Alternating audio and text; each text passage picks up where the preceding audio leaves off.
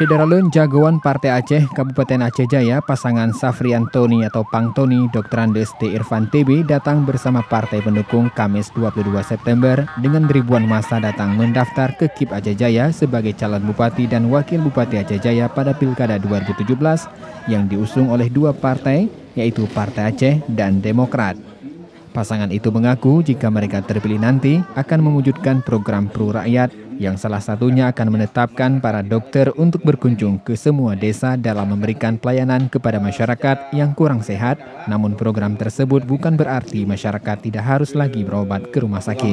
Untuk melihat kondisi masyarakat, kalau yang masyarakat nanti pada saat ditemui perlu dirujuk, baik ke puskesmas maupun rumah sakit, itu kita lakukan. Tapi kalau tidak perlu dirujuk, cukup kita diobati di Dari Calang, Saandul Bahri, Serambi On TV.